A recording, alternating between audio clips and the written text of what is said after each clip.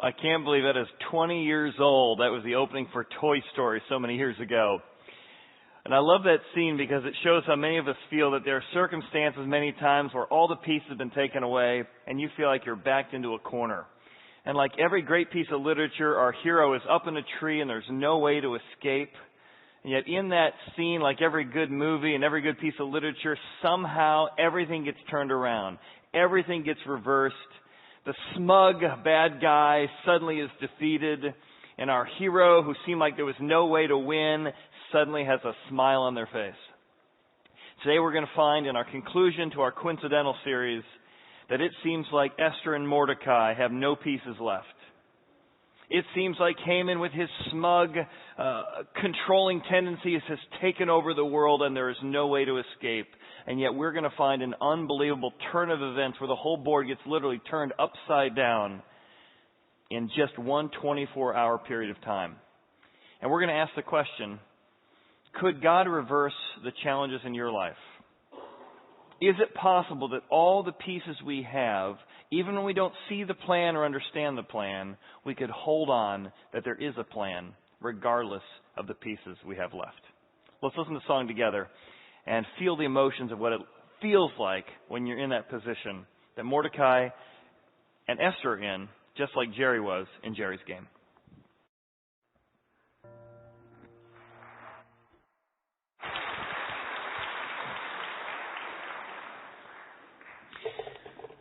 You know, it's amazing. There's certain pieces in all of our lives that we wish we could change. Certain pieces in our past we wish hadn't happened or had happened differently. As I confessed a few weeks ago, I was once in the chess club, and I was an average to above average chess player. I could get you in check if I had my rooks, maybe if I had my bishop, certainly if I had my queen. But the real Grandmasters have ability to use any piece. I mean, they can get you in check by using just a pawn and a king and get you in check. And what we're going to find is that as we come to this concluding chapter here in the book of Esther, we're going to find that God can use everything. Every piece, every circumstance, every situation, every chapter in your life can be part of the orchestration of a master plan. Now, that may be hard to believe. You're not even sure if God really gets involved today, let alone He can use everything in your life. As a Christian, believing God could use everything doesn't mean that everything was good. Betrayal and adultery, it's never good. Cancer. Being a Christian doesn't believe you go, well, it turns out I enjoy cancer. Divorce, death, none of these things are inherently good. And so believing that God can use everything doesn't mean that everything is good. But what if, even if you don't buy it, what if you could believe, or what if there's a possibility of believing that whether the pieces were good or bad in your life, that there could be a way in which they could be used for a higher purpose? I mean, isn't what frustrates us about evil and suffering that it's meaningless suffering? What if suffering and difficulty, the pieces in your life, could be used for meaning and purpose? And what if anything and everything could actually be reversed and turned around? In this life, or if not, confidence it could happen in the next. Wouldn't you at least want to investigate the possibility of that? It's a great children's book I read years ago called That's Good. No, That's Bad. A little boy comes and he finds a gigantic balloon, helium balloon, and he grabs it. They say, little boy found a red balloon. Well, that's good. No, that's bad. That balloon has so much helium in it, he begins to float up, up, up into the air, leaving the ground, and now he's 50 feet up in the air. That's bad. No, that's good. Because from way up in the air, he can now see that he's floating over the zoo. He's getting a free view of the zoo. All the animals, all the cages, he can see it all. Well, that's good. No, that's bad. Because he let go of the string and he fell into the bamboo cage. That's bad. No, that's good. Because one of the bamboos caught him and saved his life and invited him to come and climb on the vines with them. Oh, that's good. No, that's bad. One of the vines turned out to be a snake. And the story goes on and on and on and shows how even good and bad things can be used for an ultimate purpose. So what we're going to discover today is a principle I think we all want to be true, even if we're not sure if it is true. The Bible teaches, and followers of Jesus do not believe everything happens for a reason. Meaning everything's inherently good, and if you just looked at it from the right angle, that divorce, that betrayal, that thing would be inherently good. No, there are things that are inherently bad. Everything doesn't happen for a reason, but God can use everything happening for a reason. In other words, every good gift comes from God. So not evil doesn't come from God. And so not everything has a reason. However, God can use everything happening for His reasons. He can take good and bad and use it to a greater purpose. And when He is silent, and when He doesn't make sense, and when it seems like, He has left the building, we're going to look at 3 false assumptions that keep us from having confidence. Because I want you to have confidence. Even if you're just going to tiptoe into that confidence, to say, I want to at least investigate the possibility that God could use everything and God could reverse anything. Our first false assumption is one I know I struggle with a lot when I don't like the pieces on the board. And the first assumption is this: I assume that God's silence equals His absence. Esther's coming to her second dinner banquet. All of her people, there's an edict against them to kill them all. The edict's been made by this man named Haman, who is trying to kill off all of the Jewish people, specifically a man by the name of Mordecai, who would not bow down before him. He has built a gallows, which is like a big spear that you basically would throw somebody's body upon. Mordecai has talked to his adopted daughter, Esther, who is now the queen, and said, you've got to petition. Today, tomorrow, we will die if you do not go and make petition for us. And so Esther has invited the king and Haman to a dinner banquet. They had one last night. It didn't seem like the timing was quite right, so she invites them back for a second one today. And here she is with a guy who's trying to kill her and her family, but doesn't know she's Hebrew. A king who has a history of not liking women speaking up to him, banished the last one, and she's about to risk it all. And how is God going to show up? Silence. She doesn't get an angel. She doesn't get a burning bush. She doesn't get a Red Sea crossing. And despite the silence, she refuses to assume that God's silence means His absence. And so she gets to the edge and she is about to risk her position. She's about to risk her comfortable lifestyle. She's about to risk her finances and everything for the sake of others. And look, nowhere does God seem to show up in the paragraph. So the king and Haman went to dine with Queen Esther. And on the second day, at the banquet of wine, the king says to Esther, all right, what's your petition, Queen Esther? To be granted you, what's your request? I've asked you 3 times now. Up to half the kingdom, it's going to be done. God's name's not mentioned in the book and certainly not mentioned in the paragraph. And yet she's still going to take the risk. I think for many of us, we struggle. If God's so powerful, why does He get involved in life in general, let alone in my life? Why isn't He changing this or fixing this?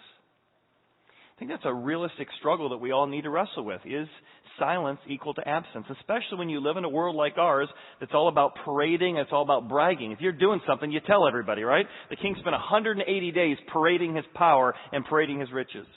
We live in a kingdom that for a year they paraded the beauty of women before they had this beauty contest. We live in a kingdom where Haman has told anyone and everyone and paraded his riches, paraded his power, his fear, his gallows. He wants you to know he's in control. When you live in a world that's always about parading what you do, it's hard to understand a different type of king and a different type of kingdom. The king that's going to reverse circumstances today is so secure in his strategy, so secure in his ability, that he doesn't have to brag. He doesn't have to parade. When it looks like he's the only piece left on the board, he has positioned the strategy to bring about his purpose. And Esther is so confident in this silent, strategic, quiet, non-parading, non-braggadocious king that she is going to risk it all, even when this king she serves is silent.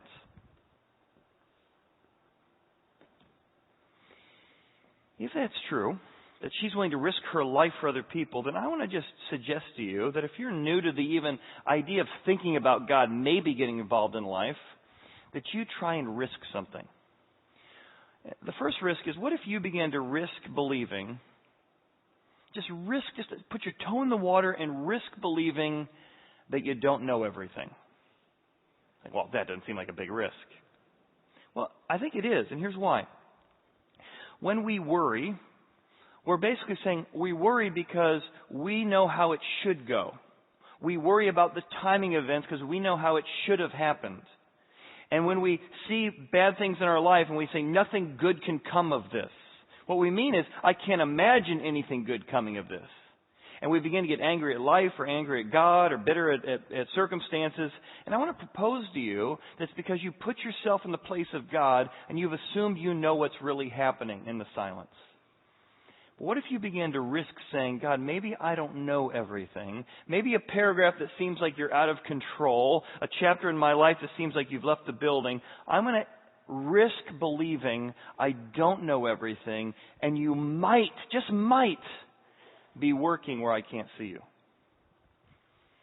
How would it change your perspective if you dared to do that? Let's relook at that chapter together and see if maybe we could risk believing we don't know that he's silent and gone, that he might be working. Look at the circumstances. So the king and Haman come to dine with the queen. Oh my goodness, 5 years ago, God positioned the pieces so that this pawn would move to the end of the board and become a queen. God's silent, but he's worked through ordinary circumstances to position her. It's not just a queen, she's Queen Esther. The queen happens to not only be a woman, but happens to be a Jewish woman. God's put the pieces on the board. 24 hours ago, they had a dinner party, and the timing wasn't quite right. But what happened in the last 24 hours? In the last 24 hours, the king couldn't sleep because he drank too much, and he read an account of 7 years ago when a man named Mordecai saved his life because of an assassination attempt. And so in the last 24 hours, notice it says the king again said, again, because 24 hours ago, the position and pieces weren't quite right yet. The king suddenly realized, I never rewarded that guy. At the same time, 24 hours ago, Haman was building a gallows to kill this same guy. He is on his way to the king to ask the king to kill him before breakfast. The king is on his way to him to tell him to reward this man. And instead of coming to a breakfast meeting to kill Mordecai, he's instead told by the king to go and parade Mordecai. And within those 24 hours, where there's no burning bush and there's no angels, it seems like coincidences are happening all around us, that now we are at a dinner party with Haman and the king and the queen. And again, the king asks, again the king asks, what is your petition? And now Esther feels the timing is right. She risks that she doesn't know everything and God might be working in the background. And look at this king who graciously seems to be offering her something amazing, even in the midst of most difficult circumstances.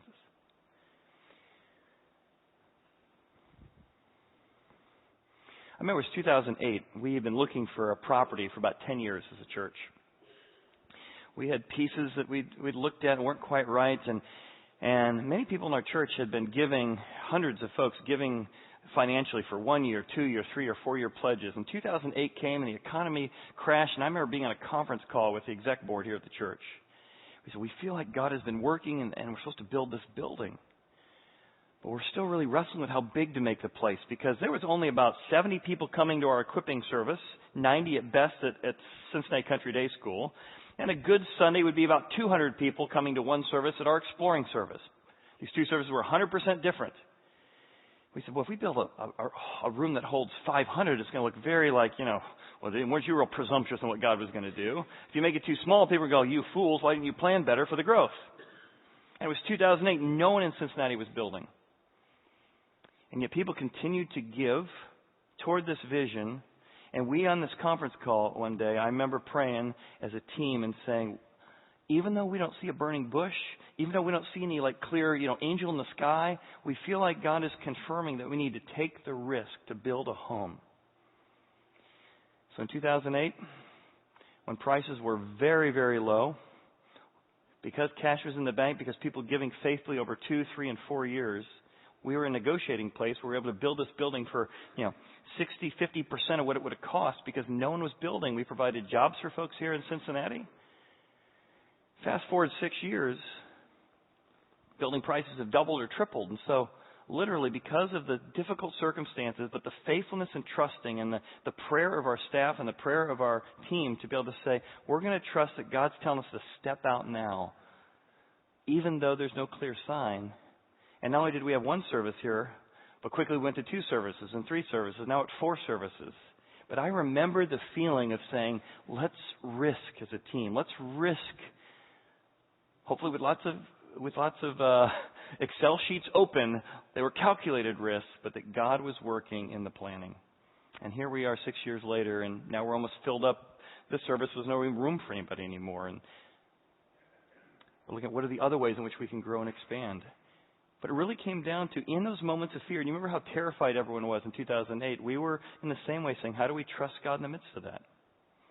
The second risk, I think, is believing that God's way, this other king's way, works even in someone else's kingdom.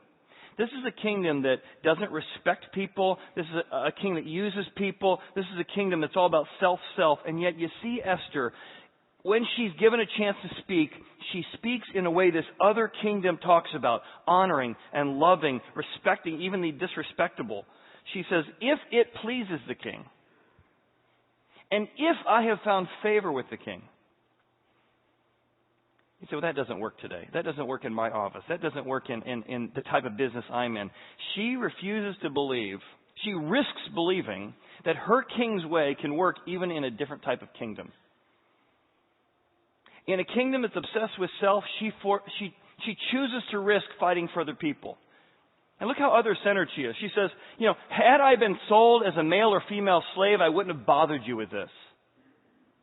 What? Though it would have come at the king's loss. But king, I'm looking out for me, but I'm also looking out for you. There's a great loss at stake here. By being so respectful in her conversation, she can make the issue the real issue and not herself the issue. She chooses this king's way, even in the midst of a kingdom with a totally upside-down value system. What if you risked believing you don't know everything? And what if you risk believing that maybe the way of forgiveness, the way of other-centeredness, the upside-downness of thinking of other people and serving other people would work even in a kingdom or culture that doesn't celebrate it? And it's through this God will bring about a reversal. God will reverse circumstances because of what she's done. Which brings us to our second assumption. Our second assumption is that successful circumstances equal success.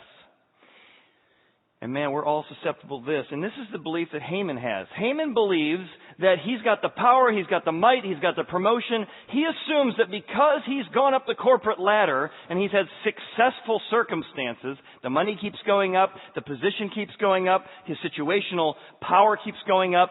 He assumes that because he's had successful circumstances, he's a successful person.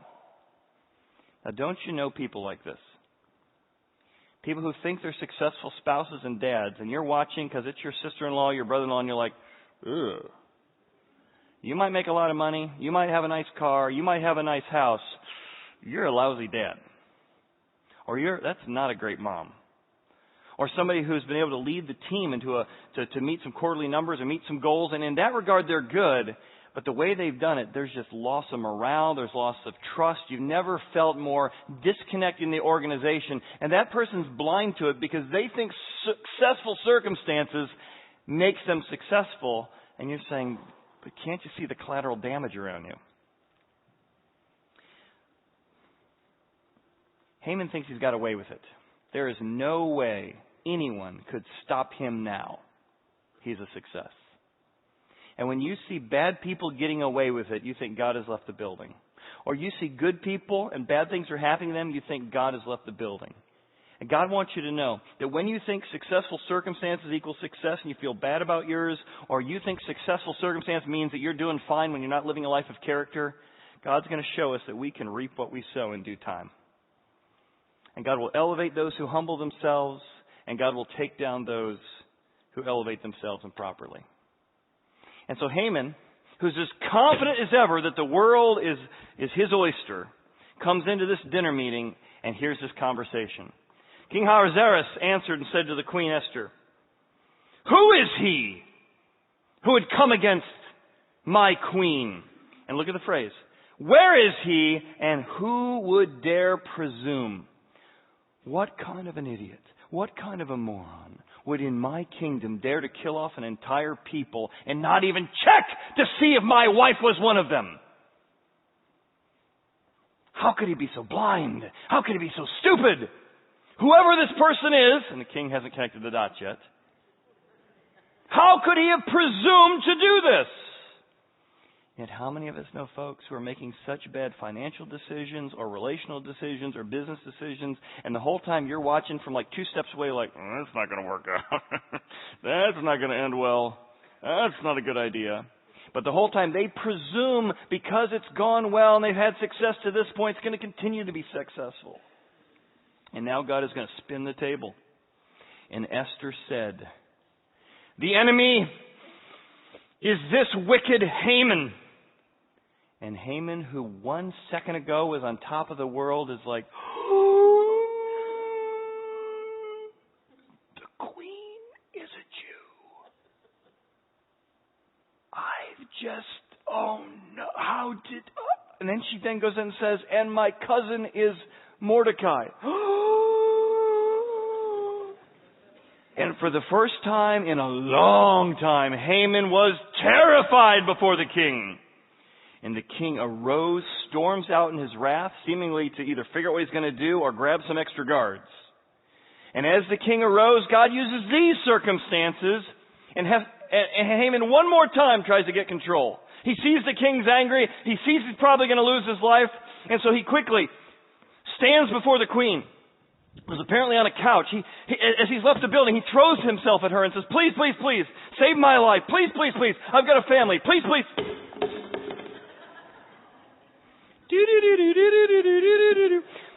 "Please save my life. Please, please, please, please." And in that moment, as he's pleading for his life, he falls onto the couch, begging her for his life. And it's at that very moment, the king comes back in the building. "How dare you attack my wife when I am still in the house?" he says. And the king said, "Will you assault the queen while I'm in the house?" And at that very moment, as the king was talking, the guards came in and put a black bag over his head.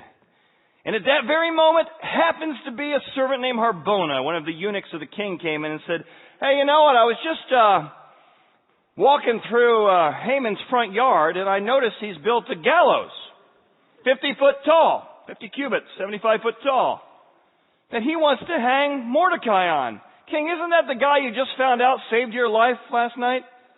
Oh. And here's my point. I don't know if it'll happen on this side of heaven or the next. But when you feel like you are low, 20 minutes ago, Mordecai felt like there's no way out. Bad things happen to good people. 20 minutes ago, 2 minutes ago, Haman felt like I've gotten away with it. And in one period of time, God used the last 5 years to turn everything upside down. And God says, when you don't understand what's going on, trust that the principle of reap what you sow in due time can reverse circumstances even when you don't see what I'm doing. Haman thought his success and his circumstances meant he was successful. I read the story of a commencement by the guy who wrote the book Liars Club in 2012 at Princeton University. He describes this in all of us, that the more successful we get, the more we have a tendency to not think about any greater plan, any greater strategy. We start thinking that we really made ourselves where we are, and that creates the blind spot that we all have. He says, one night I was invited to a dinner where I sat next to the wife of a big shot of a big Wall Street investment bank, the Salomon Brothers. She more or less forced her husband to give me a job. Salomon Brothers happened to be where Wall Street was being reinvented into the Wall Street we've come to know and love today. When I got there, I was assigned almost arbitrarily to the very best job in the place to observe the growing madness. And they turned me into the house derivatives expert. All of a sudden, people were telling me that I was a born writer. But that was absurd. Even I could see that there was another, more true narrative with luck as its theme. What were the odds of being seated at that dinner next to that Salomon Brothers lady? Of landing inside the best Wall Street firm to write the story of the age? Of landing in the seat with the best view of the business? As we successful people age and succeed, people feel our success has somehow been inevitable. We call this hindsight bias, which means the more successful we are, the more we said it was inevitable in light of my hard work. Not remembering that it was being at the right place at the right time. And whether you call it God or coincidence or luck or grander plan, that there had to be more at work than just me. This research was built off what a psychologist said, Cornell psychologist Tom Gilovich. He said, according to Pew Research, people in higher income brackets are much more likely than those with lower income brackets to say that individuals get rich primarily because they work hard, not luck. Wealthy people overwhelmingly attribute their success to hard work, which is certainly true, rather than to factors like being in the right place at the right time. And yet a growing body of evidence suggests that seeing ourselves as self-made rather than as talented, hardworking, and lucky. So you don't get rid of the talent, you don't get rid of the hard work, but there's this other sense that it wasn't just me that did this. Leads us to be less generous and public-spirited if you did it all rather than something else helping out. And that's where Haman found himself. I did this. I deserve this. There was no coincidence. There was no plan. There's nothing that could stop me or beat me or something else I don't know about. Reminds me of the words of William Temple. He says, when I pray, coincidences happen. And when I don't, they don't. So whether you call it coincidence or God, I love that idea that I'm going to work hard, I'm going to do my best, and I'm going to pray and ask that God, if He does get involved today, would you bring some coincidences into my life? Well, Esther does that. She's so convinced that she's been positioned on purpose. She's not just there to save her own life, but the lives of others. She is going to be publicly spirited to help other people out, which brings us to our last assumption. Our last assumption when you go through silence or difficulties, we think that unchangeable circumstances that we can't control, that are beyond our ability to influence, are irreversible. And who wouldn't? I mean, that's just like common sense. They're unchangeable, therefore they're reversible. But God is going to show that even unchangeable circumstances can be reversed by a master grandmaster strategist. So Esther spoke again to the king. Her life is saved now. She could be like, phew!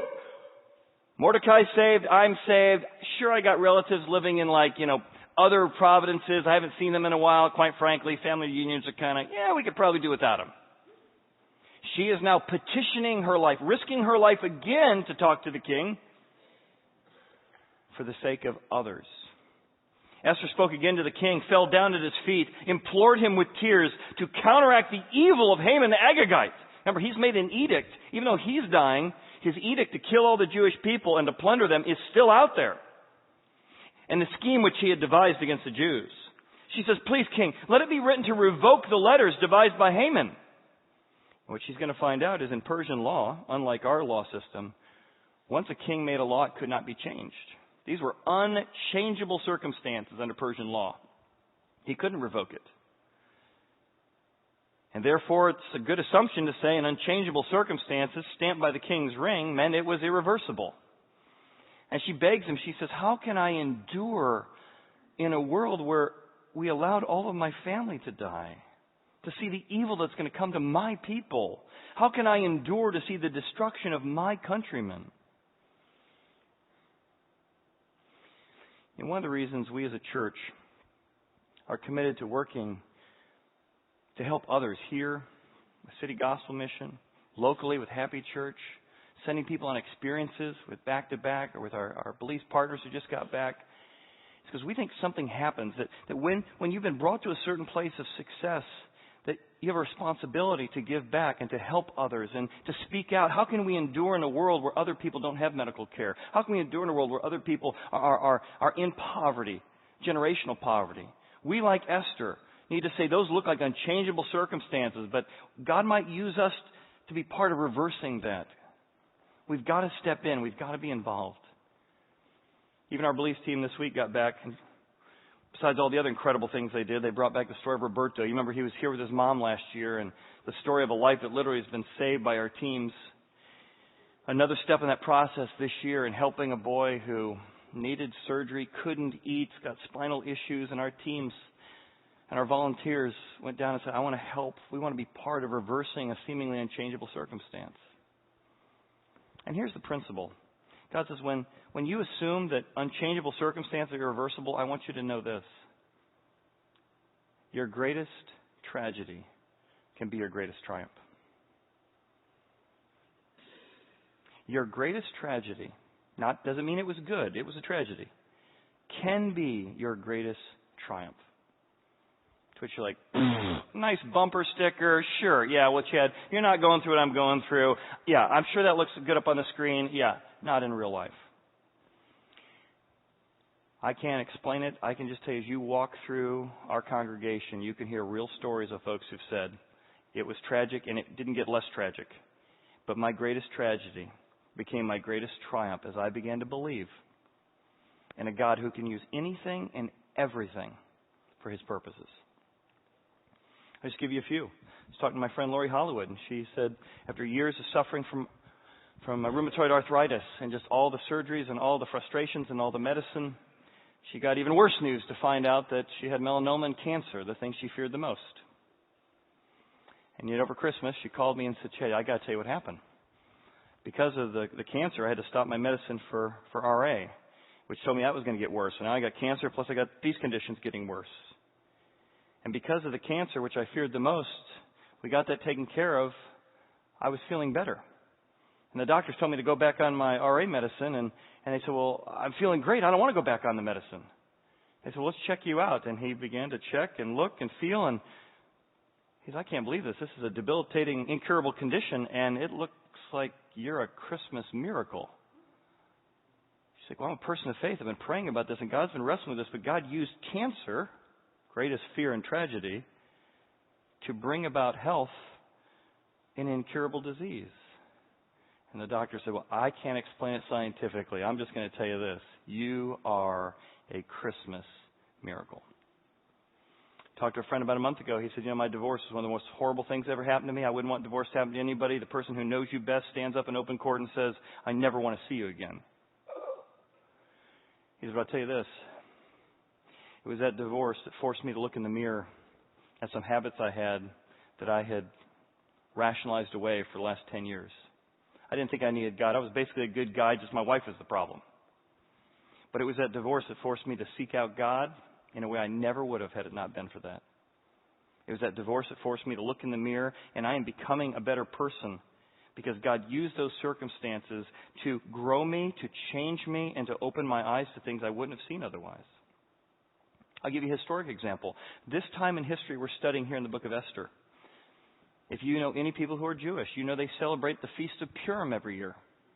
You may not know even what that is. The Feast of Purim, celebrated by Jews all over the world for thousands of years, began in this story. The story of tragedy, of a genocide, is now a time every year that Jewish people, and we did it during our Jewish Jesus series about 18 months ago, dress up, think of it like Halloween and Thanksgiving mixed together for us. You dress up like Mordecai, you dress up like Esther. And you gather together, and in this feast, a literal feast, is a reminder of celebration that God could use a tragedy like genocide to reverse everything to become a festival. In fact, they have a reading every year of the book of Esther in Jewish congregations that's a lot like Reader's Theater. They read through the story, and every time you hear Esther's name, and then Esther, yay! Everybody cheers. And then Mordecai, boo! And in Reader's Theater format, they come back and they retell the story of how God can turn tragedy into victory. The greatest tragedy can be your triumph. I was just thinking through my journal.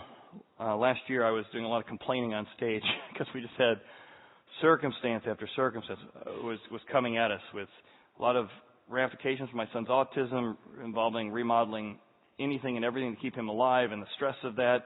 My older son last year about this time was in a car wreck and almost died.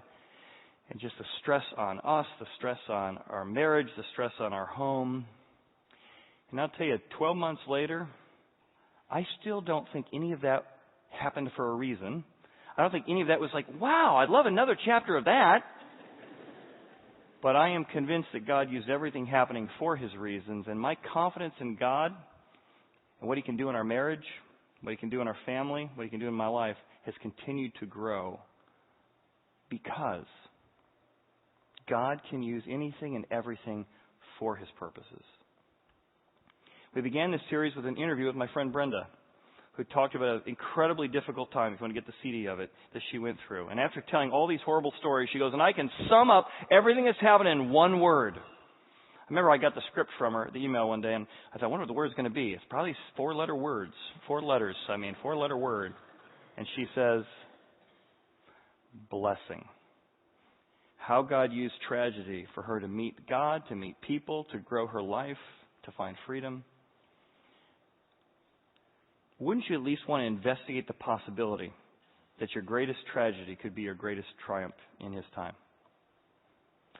See, everything doesn't happen for a reason, but God can use anything and everything for His reason. So let me end with this. Let me give you just 4 real practical steps that I have been using now for 20 years when I'm going through a time of silence or difficulty. 4 things I remind myself. Number 1, don't curse it.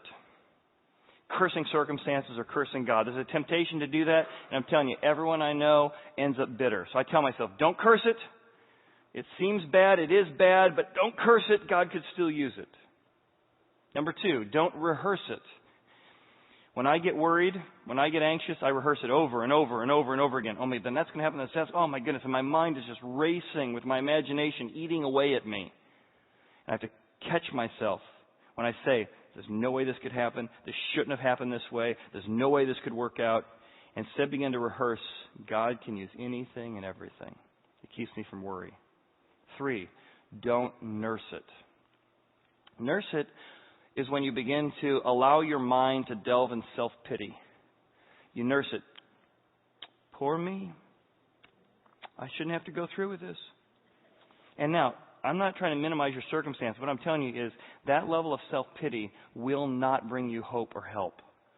Everyone I know who's ended up in a financial disaster in their company, they went, the company doesn't treat me right. I should have got that promotion. And they start compromising on finances. They start taking the money the company wouldn't give them. I'm telling you, self-pity will set you up to make horrible decisions. Almost every affair, you can trace it back to someone at some point said, I don't have to put up with this. I'm not appreciated around here. And you nurse it, and you nurse it, and you convince yourself of anything being okay. And lastly, let God reverse it. 20 years I've been using this. I come to a circumstance like, don't curse it. I want to curse it. Don't curse it. It's just going to make you bitter. Don't rehearse it. It's just going to make you anxious and worried. Don't nurse it. It's going to be self-pity. It's going to set you up for bad stuff. And trust, dare to risk that God might reverse it. I invite the band to come up, and I'll tell you one last story. I was in Chattanooga recently. I ran into my friend Mark. Mark was extremely successful. He had a beautiful home. He had jets. He was, one of the top 1% of the 1%.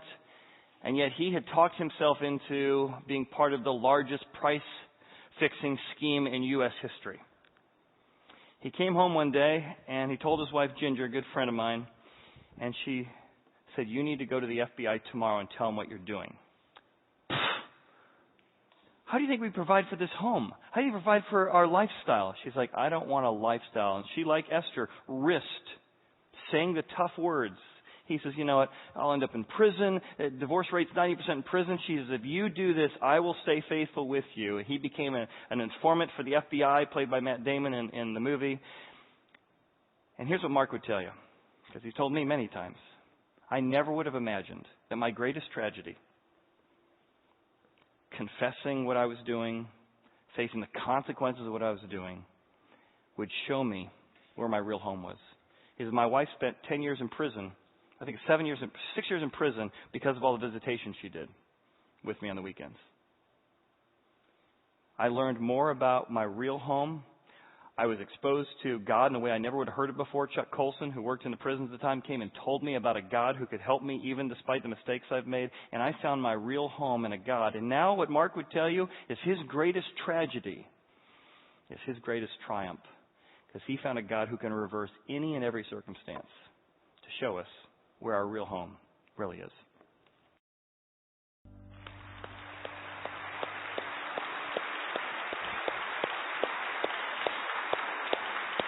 Well, we hope that Horizon can be a place that you can call home, a place that you can investigate and explore. And I just want to get one quick announcement as we leave today. I had a guy came in, I think it was last week, a couple weeks ago, and said, Chad, I've been coming for a year. I love the church. I said, that's great. Told me a little bit why.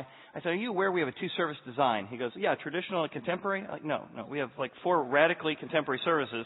I said, but do you know that 2 of them are 100% different than the other one? Huh? And I know many of you may have been here for a while, and this series we've actually taught the same material, though it was a different message even last hour than this hour. But we go back to our regular format next week, which means if you've said, hey, I love the music here, but I'd also like to participate in prayer and communion and singing to God and standing up, we do that every week for 20 minutes at our equipping service. Totally different music, totally different message, Saturday at 4:30 and Sunday at 8:50. And so next week we begin our 2 new series.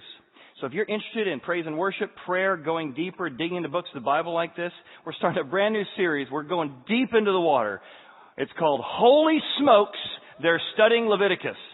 And we are going to go verse by verse. You're going to learn how to study the Bible. You're going to find the most boring book in the Bible is going to be your favorite book in the Bible in just 4 weeks. So I invite you to that at our equipping service. Next week at this service, we're getting a brand new series, sort of setting up to the Easter. If Lent was part of your tradition, it's sort of our version of Lent called End Quotes, Words Worth Dying For. Lastly, if you are interested in not only making Horizon home, but also how to protect your own home, we have got a family seminar tonight that's going to teach us in the world of technology how to protect our homes. I've got a Disney Circle I use. We're giving one of those away tonight to teach you how to deal with the temptations and issues in your home, how to set up different technology passwords and filters for kids at different ages. I've got it. It's fantastic. We're going to learn a lot of stuff about that in the next 3 weeks. So if you're interested in knowing how to handle the technological temptations and management in your life, we'd love to help you with a seminar tonight. Look at your program for that. Thanks for being here. We'll see you next week for Holy Smokes and End Quotes. Thanks again.